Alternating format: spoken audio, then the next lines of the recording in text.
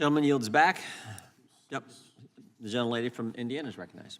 Thank you, Mr. Chairman. And truly, I actually would like to play some video to say how we're going to enforce it. I want to see what it really can cause, how much harm, and we can show examples to have a much stronger guy playing the sports against biologically not as strong women. Most of us, and as I said, are not biologically as strong. And it is unfortunate that the other side tried to, really deter the conversation in a different direction and divert it to, and not talking about, let's talk about how we are going to protect our women and girls. And I would appreciate if we can have video of some examples how our girls can actually get hurt.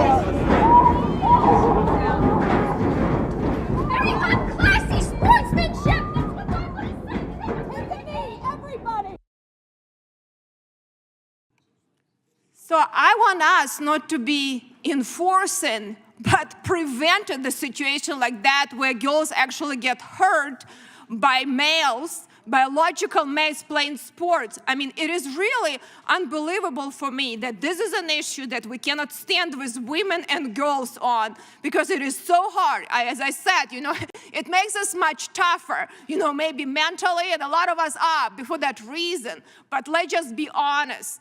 Boys, natural biological boys have advantage, have a differently advantage against women playing sports. Let's recognize and be honest about that and not divert the conversation. So I would really appreciate us to go back to this bill and not to try to talk about issues like some of the other side are trying to do, that we can debate and deliberate. And we will debate and deliberate. But this issue protected women. Yes, I will yield. Yeah, can you ask the proponent of the bill how that solves what you are speaking of in a global sense, as opposed to dealing with the cases as they come? We could not understand any of the film that you saw. There was no names or no designation. I saw humanity, I saw girls enjoying sports, but I couldn't understand what it was. The proponent of the bill needs to say how this bill fixes anything that you've just spoken about. Well, this is where you saw the examples where transgender boys, transgender girls in this case, were playing, transgender athletes were playing against naturally born girls on the same teams, on opposing teams, and girls got hurt.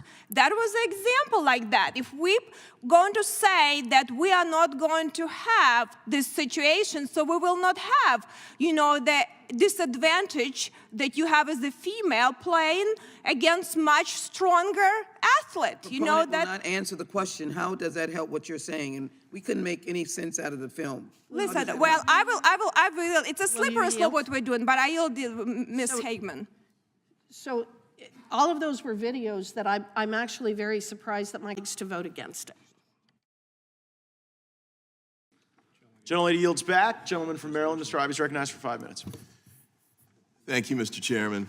To my colleague from Wyoming, I say I'm not questioning your sincerity. We just may disagree on some things here. I did want to comment on a few things, though. The video that you showed, I don't know field hockey, but I do know basketball. And you showed a video of I guess someone getting hurt in the competition on a rebound. I do want to point out to the gentlelady and to my colleagues that in women's basketball, especially at the collegiate level, and the University of Maryland's in my district, by the way, Go Terps, Final Four, on multiple occasions, national champions. They use men in practice all the time. I mean, it's a fairly routine practice for that to happen. And I think there are high school girls teams that do that too. One school that's also in my district, Bishop McNamara, perennial top 10 in the nation, girls basketball teams. In fact, they have kids from that team that have gone that are playing in the WNBA, just like the University of Maryland does too. So I don't think it's automatically dangerous that there's some sort of competition. I take your point that you're trying to protect women, but I got to say this, the women athletes in my district at least aren't asking for your protection. In fact, I think generally speaking, they kind of resent it because they want to compete. If you look at someone like Caitlin Clark, it's a little ironic we're doing this debate on the eve of the start of the women's national tournament at the NCAA level. They always recoil when they're sort of segregated off with respect to comparison. She didn't want to say that she's only the highest scorer in the history of women's basketball. Will the gentleman yield? Not at this point, but I'll come back to you in a minute.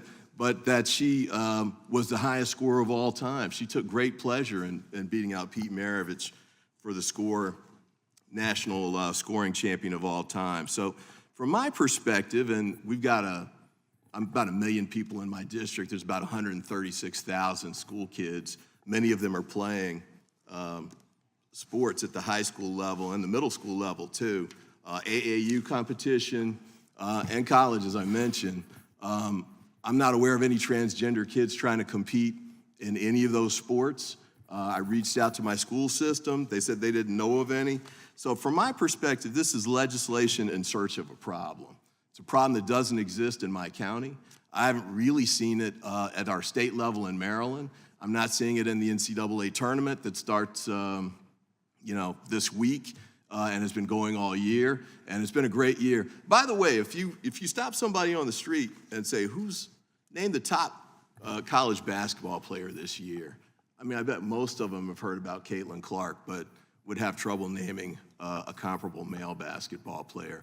And I think that's as it should be. By the way, too, we've got scenarios where we've got girls at the high school level or middle school level going out for the football team and making it, girls competing in wrestling, going out for the team and making it. I think that's fine. I think we should leave that so that they can do it. But then the last point I want to make, too, is just to reference back to the veto message that was delivered by the Republican governor of Utah, Spencer Cox, in reaction to this, right before he vetoed similar kind of legislation in his state.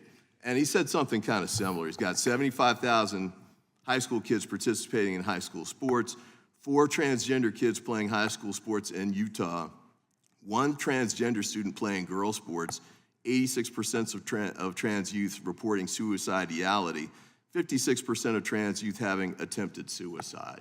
So even if you care about women's sports, and even if you're trying to protect women, I'm not questioning your honesty or your position on that, but I do think we should also consider the kids on the other side of this, the kids who are seeing, the transgender kids who are seeing this debate, and not just this one, but debates across the country at state level, on TV and the like.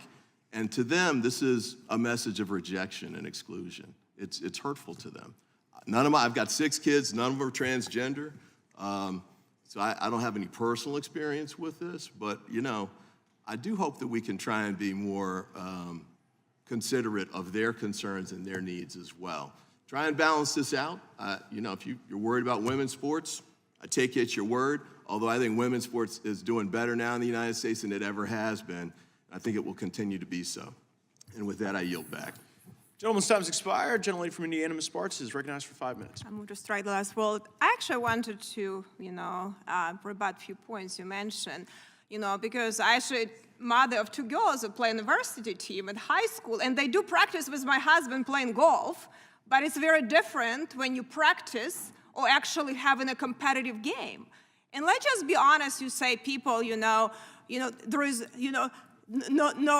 organizations that, like organizations that's supporting this. I'll be honest with you, I've been in the legislative branch for some time here in the state Senate before, and I will tell you that most of the organizations have a pretty names, and they have a lot of presentations, but a lot of them don't even stand for the people on the ground with these issues. So I actually would take any endorsements of any pretty sounded organization with a grain of salt. I've seen that people that sit on the national farm boards never been on the combine and promote actually some of these policies that are bad for real farmers, small farmers on the ground, not for large monopolies they try to protect. So there are a lot of them, there is the money and power protected in DC. So I usually have I see who fund the organization, what they're about.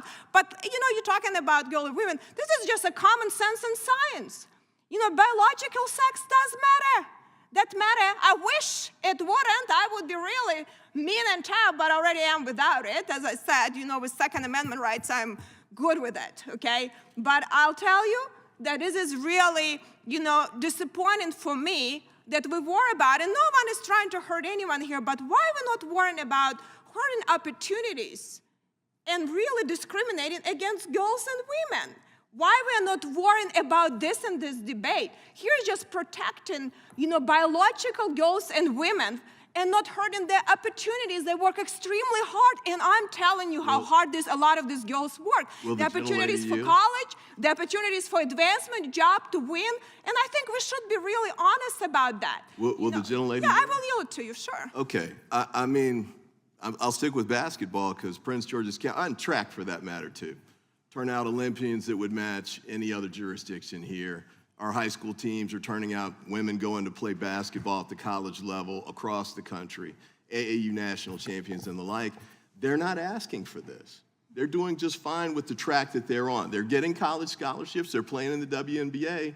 They're not asking for this help because I don't think they feel that they need it. Well, we might have different people in your district, in my district, because I have a lot of people in my district that were upset. A lot of women and school-age girls are upset they're put in this situation. So I think we need to have an honest conversation about why we would not give girls these opportunities to protect for them opportunities to compete, because ultimately we have to be honest.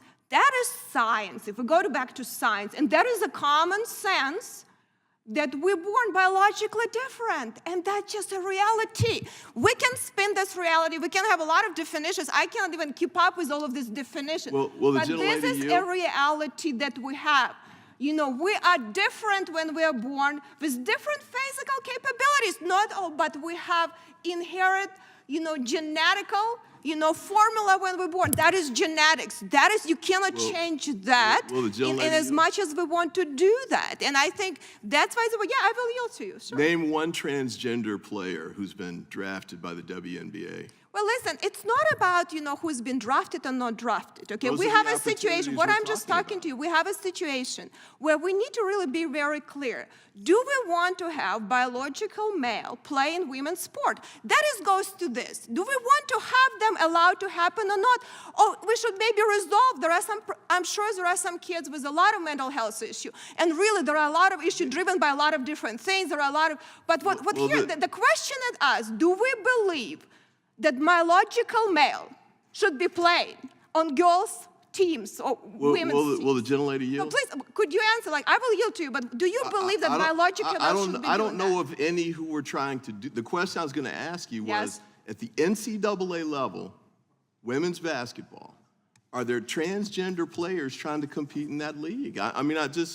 There may be, but I just haven't heard about it. And as far as I can tell, there are none in the tournament. Well, we have other ones, right? We have a swimming team and other ones, but it will be, right? That's so the question is, do we want to allow that or not? So because it will be more. So if we do not put this legislation, there will be more in a lot of different things. But do you believe we put girls at disadvantage? I'm just saying this legislation's not needed.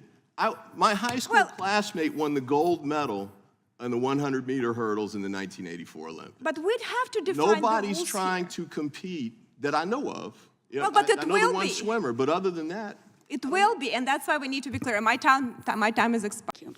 Thank you, Ranking Member Correa. Now recognize Ms. Spartz from Indiana for 5 minutes. Thank you, Mr. Chairman. I definitely can tell that we have a significant difference of opinion what the government was created for. From my perspective, government wasn't created. Only socialist governments are created to provide for the prosperity and promises that it can never fulfill. It always runs out of money. Unfortunately, our government did too. But our government was created under Constitution to protect rights to life, liberty, and property. And unfortunately, administrative state became very, very oppressive.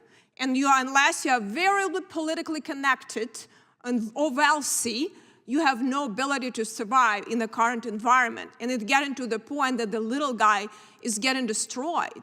And you have no ability. Don't tell me that any normal person has an ability to have an influence on executive branch and president to replace these judges unless you can give a couple $1 million to campaign of a president. You are screwed. And this is the reality what we have.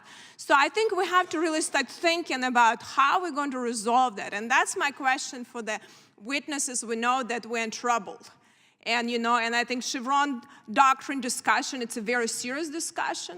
I'm glad it's happening, and hopefully Supreme Court will start doing some things to restore some imbalances. But what other things we need to do? Maybe Professor Mascott, you can tell how we gotten here and what are we going to do, because this is not a good situation. Well, thank you for the question, Congresswoman. I think, particularly since we're here today talking about agency adjudication, I think for starters to look at some of the recent statutory changes in the explosion of agency power to bring enforcement actions within its own tribunal. One thing that often gets lost in the discussion, and you're raising some important points in your remarks, is how recently we have expanded internal agency tribunals. It wasn't until 1990, for example, that the SEC was able to bring and impose a lot of civil monetary penalties and important proceedings in-house, and then it was a few years after that that those penalties and those internal proceedings were applied to parties outside of registered entities.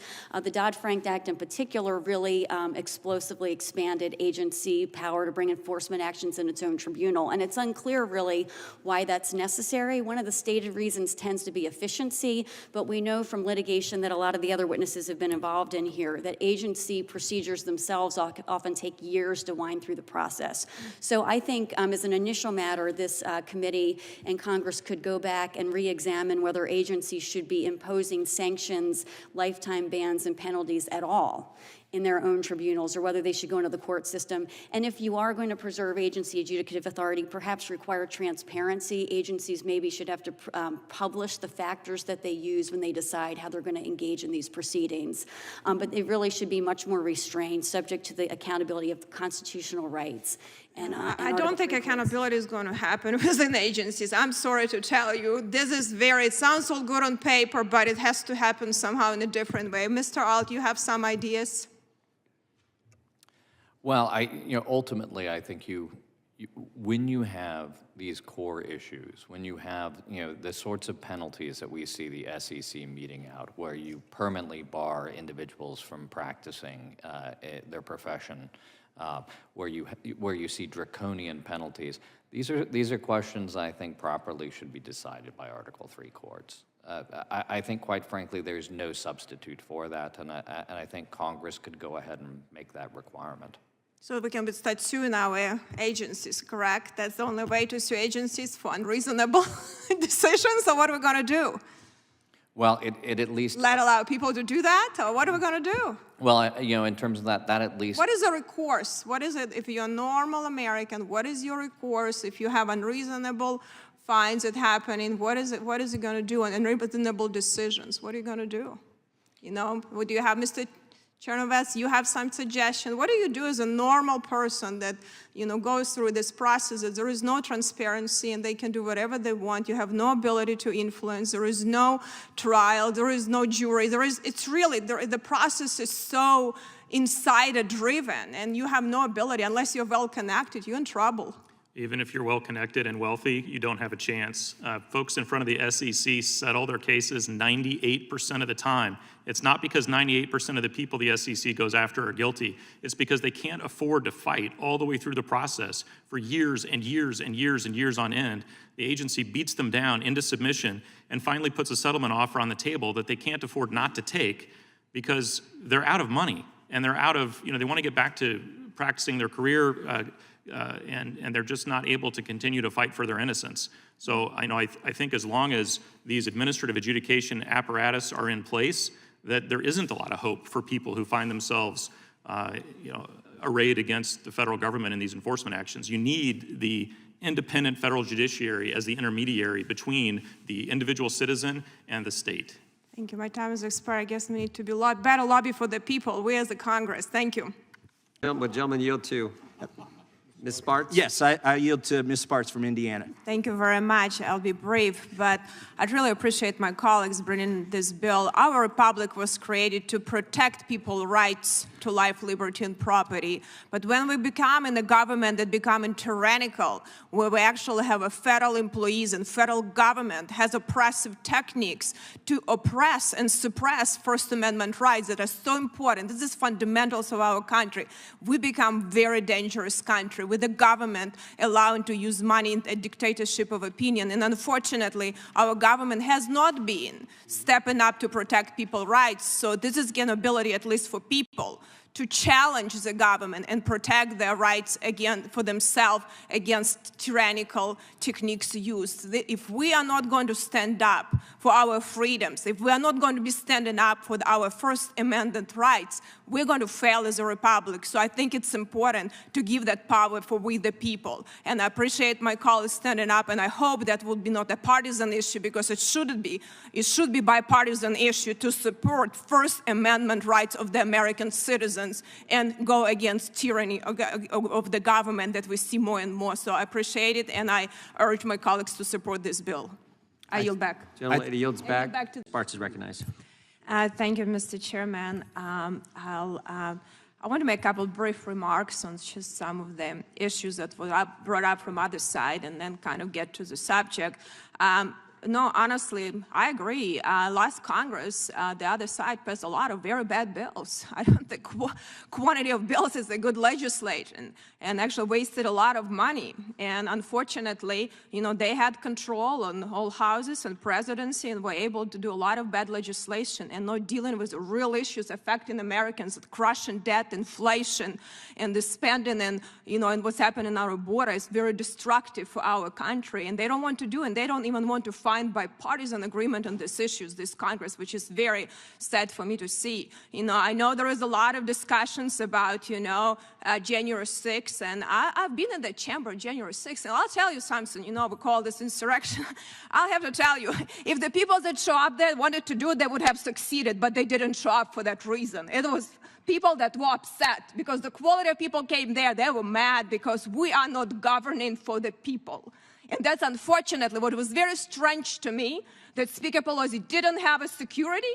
Speaker Pelosi insisted for us to stay in the chamber, where I personally demanded to leave that chamber. So a lot of things, the other side dropped the ball. And it was very unfortunate for me to see that. So I think this is beyond the subject of this matter, but we need to stop, accusing people that disagree with the government that's been very corrupt and oppressive, to actually come here and, express peacefully their dissatisfaction. And there are always some bad players, and who knows who they are, but we don't call all people insurrectionists. This is just un-American to do it, and I'm sick and tired of the other side constantly doing it, because I knew a lot of people that were there in the crowd, and they're good Americans, patriotic, that love this country.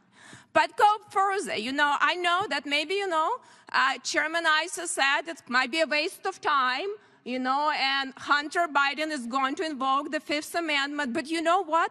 What he's doing right now, beyond that, it is a blatant disregard of congressional subpoena. That's how he does. He actually dares enough. No other American would show up actually in the face, of Congress and defy and say, I'm going to decide how things are going to happen. This is just disrespectful. Only someone who thinks a little too much of himself would go actually do something. People might disagree, fighting in the courts, but not in the face.